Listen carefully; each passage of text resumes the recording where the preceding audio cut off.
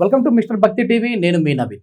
July 5వ తారీఖు నుంచి 15వ తారీఖు వరకు ఏ రాశి వారికి ప్రతికూలంగా ఉంది, ఏ రాశి వారికి అనుకూలంగా ఉంది అనేది అయితే తెలుసుకుందాం. ప్రస్తుతం మనతో వచ్చేసి ప్రముఖ జ్యోతిష పండితులు బ్రహ్మశ్రీ నందిపట్ల శ్రీహరి శర్మ గారు ఉన్నారు. గురుగారు నమస్కారం. వాగర్థావివ సంపృక్తౌ వాగర్థ ప్రతిపత్తయే జగతః పితరౌ వందే పార్వతీ పరమేశ్వరౌ. ఆదిత్యాయ చ సోమాయ మంగళాయ బుధాయ చ గురు శుక్ర శనిభ్యశ్చ రాహవే కేతవే నమః. శృంగేరి జగద్గురు పీఠాధిపతులకి, కంచి పీఠాధిపతులకి నమస్కారములు తెలియజేసుకుంటూ కార్యక్రమాన్ని ప్రారంభిద్దాం. గురువు గారు, జూలై 5వ తారీఖు నుంచి 15వ తారీఖు వరకు కన్యా రాశి వారికి ఎలా ఉండబోతుంది? కన్యా రాశి వారికి గమనించుకున్నట్లయితే ప్రధానంగా ఎక్కువ గ్రహాలు చాలా అనుకూలంగా ఉండబోతున్నాయి. మంచి శుభవార్త అని చెప్పవచ్చు. అంటే గురువు మారడం వల్ల కలిగేటువంటి శుభ ఫలితాలు పొందిన రాశులలో గొప్పదైన రాశిగా కన్యా రాశి చెప్పవచ్చు. ప్రధానంగా మంచి గురించి మనం ఆలోచించుకుంటే కన్యా రాశి వారికి షష్టమ మందు రాహు చాలా అనుకూలంగా ఉండబోతున్నాడు. అలాగే దశమ మందు రవి బుధుల యొక్క సంచారము చాలా బాగుంటుంది. అలాగే లాభస్థానంలో గురువు, బుధుడు కూడా 7వ తారీఖు వరకు కూడా లాభస్థానంలో స్థితి పొంది ఉండడం. 12వ ఇంట శుక్రుడు, కేతు. శుక్రుడు ప్రధానంగా గమనించుకున్నట్లయితే ఎక్కువ గ్రహాలు అనుకూలంగా ఉన్నాయి. 1, 2, 3, 4, 5 గ్రహాలు అనుకూలంగా ఉన్నాయి. శుక్రుడు అనుకూలంగా లేడు. కుజుడు సాధారణం, శని సాధారణం.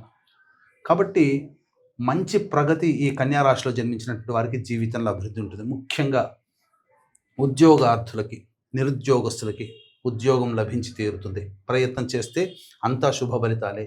ప్రమోషన్స్తో ఎదురు చూసేటువంటి వ్యక్తులకి ప్రమోషన్స్ లభించడం, లేదా వేరే సంస్థల్లో పనిచేసే వాళ్ళకి మంచి పదవి మరియు శాలరీతో కూడుకున్నటువంటి జీతం అనేటువంటిది ఉంటుంది. ప్రధానంగా గురువు కూడా చాలా అనుకూలంగా ఉన్నాడు. కాబట్టి చేసేటువంటి వృత్తి, ఉద్యోగ, వ్యాపారాల్లో ధనపరమైన సమస్యలు, కీర్తి ప్రతిష్టలు పెరగడం, అలాగే అనుకున్న పనులని చకచకా ముందుకు సాగుతూ ఉండడం అన్ని విధాలుగా బాగుంటుందని చెప్పవచ్చు.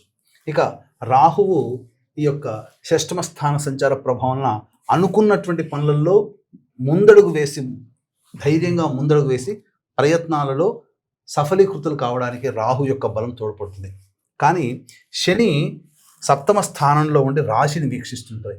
కాబట్టి ఈ కారణం చేత ప్రధానంగా కుజగ్రహాన్ని మరియు చతుర్థ స్థానాన్ని శని వీక్షించినటువంటి కారణం చేత ప్రధానంగా ఇంట్లో కాస్త చికాకులు, సమస్యలు ఎదుర్కోవడం, వాహనపరమైనటువంటి ఇబ్బందులు ఎదుర్కోవడం అనేటువంటిది ఉంటుంది.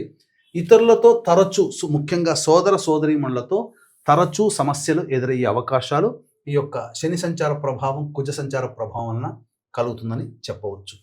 అయితే వ్యయస్థానంలో శుక్రుని యొక్క సంచారం ఇది కాస్త అనుకూలం కాదు. ఇక్కడ గురుచండాల యోగము, యోగభంగం అనేటువంటిది ఏర్పడింది.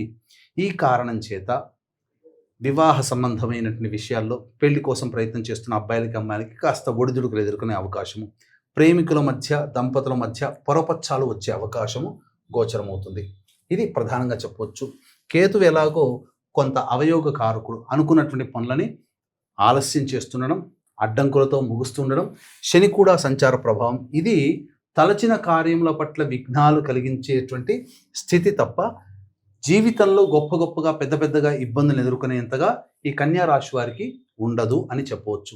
అయితే కర్మకారకుడైనటువంటి శని రాశిని వీక్షించడము, చతుర్థ స్థానాన్ని మరియు తృతీయ అష్టమాన్ని వీక్షించడం వల్ల ఆరోగ్యం పట్ల, అలాగే ఇతరత్ర ధనపరమైనటువంటి లావాదేవీల పట్ల జాగ్రత్తగా ఉండమని సూచన. అందుకనే నవీన్ గారు వీక్షించేటువంటి ఎంఆర్ భక్తి ప్రేక్షకులు గమనించాల్సినటువంటిది, మనకు ఎప్పుడో కానీ దొరకనటువంటి అలభ్య పుణ్యతిథి రాబోతుంది జూలై 13వ తారీఖు రోజున. ఈ తేదీ మిస్ చేసుకున్నామా మళ్ళీ 2053వ సంవత్సరంలో ఉంటుంది. అది మిస్ చేసుకుంటే 2070 సంవత్సరం తర్వాత. కాబట్టి ఇక్కడ ఏంటి, ప్రధానంగా 2053 వరకు మీతో పాటు నేను కూడా చూడవచ్చు, కానీ 2070లో నేను చూడకపోవచ్చు, మనం చూడకపోవచ్చు. ఇటువంటి అవకాశము అలభ్య పుణ్యతిథి. కారణం ఏంటంటే సోమవారము, బహుళ చతుర్దశి, అలాగే ఆరుద్ర నక్షత్రము, మాస శివరాత్రి కలిసి రావడం. దీనిని మహాశైవాఖ్య యోగముగా చెప్పబడింది. మేరుతంత్ర గ్రంథ ప్రకారము ఎలాంటి వివరణ ఇచ్చారు అంటే 100 శివరాత్రులతో సమానమైనటువంటి ఫలితం ఈ ఒక్క రోజున ఈశ్వరుని ఆరాధించడం వల్ల వస్తుంది. అంటే ప్రకృతిలో పంచభూతాత్మకమైనటువంటి తత్వము కలిగినటువంటి వాళ్ళు, పంచభూతాత్మముగా ఈ యొక్క భూతత్వము, వాయుతత్వము, జలతత్వము, అగ్నితత్వంతో కూడుకున్నటువంటి రాశుల్లో జన్మించినటువంటి వాళ్ళకందరికీ కూడా పంచభూతాత్మకమైనటువంటి ఆ శివానుగ్రహాన్ని పొందే అధికారము ఆ ఒక్క రోజున మనం సొంతం చేసుకోవచ్చు. కాబట్టి దగ్గరలోని ఎవరైనా కానీ దగ్గరలోని శైవాలయంలో అభిషేకము మరియు అర్చన జరిపించుకోండి.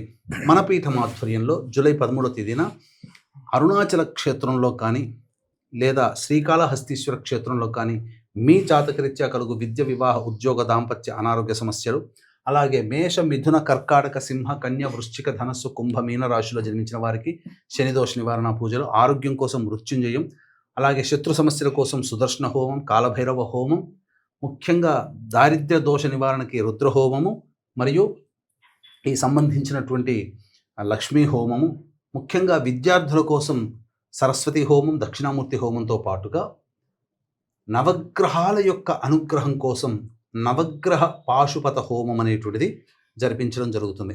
అవకాశం ఉన్నటువంటి వాళ్ళు స్క్రీన్పై కనిపిస్తున్నటువంటి నెంబర్కి కాంటాక్ట్ చేసి మీ గోత్రనామాలు నమోదు చేసుకోండి. ముఖ్యంగా కేవలం 54 మందికి మాత్రమే అవకాశం. ఇటువంటి అవకాశాన్ని మిస్ చేసుకోకండి. రోజువారీగా ఎట్లా ఉంటుంది గురూజీ వీరికి? ప్రధానంగా 5వ తారీఖు, 6వ తారీఖు, 7వ తారీఖు, 8వ తారీఖు ఈ 4 రోజుల్లో కన్యా రాశిలో జన్మించినటువంటి వారికి చక్కటి శుభ ఫలితాలు, రాని బాకీలు వసూలు అవ్వడము, అలాగే అనుకున్నటువంటి పనులలో ముందడుగు వేయడము, ముఖ్యంగా ఖర్చుకు మించిన ఆదాయం లభించడం ద్వారా అన్ని విధాలుగా యోగదాయకంగా ఉంటుందని చెప్పవచ్చు. 9, 10 తేదీల్లో ఖర్చులు అధికంగా ఉంటాయి, మనస్సు ప్రశాంతంగా ఉండదు, ఏ పని అనుకున్నా ఆ పనులలో ఆటంకాలు అనేటివి కలుగుతాయని చెప్పవచ్చు. 11, 12 తేదీలలో ముఖ్యంగా ఇతరులతో వాగ్వివాదాలు పెరిగేటువంటి అవకాశం, సంతాన మూలకంగా ఖర్చుల సమస్యలు పెరుగుతాయి, ఆస్తి సంబంధమైనటువంటి విషయాలు చర్చకు వస్తాయని చెప్పవచ్చు. ఇక 13, 14, 15 ఈ తేదీలలో కనుక గమనించుకున్నట్లయితే ప్రధానంగా ఈ యొక్క కన్యా రాశిలో జన్మించినటువంటి వారికి అన్ని విధాలుగా యోగదాయకంగా ఉంటుంది. ఉద్యోగ సంబంధమైనటువంటి విషయాల్లో మంచి గుర్తింపు లభిస్తుంది, మంచి వార్త వింటారు. అలాగే ఏతావత కన్యా రాశిలో జన్మించినటువంటి వాళ్ళకి వివాహ సంబంధాల విషయాల్లో అనుకూలంగా ఉంటుంది. ప్రయత్నం చేస్తే వివాహ సంబంధాలు కుదిరే అవకాశం గోచరమవుతుంది.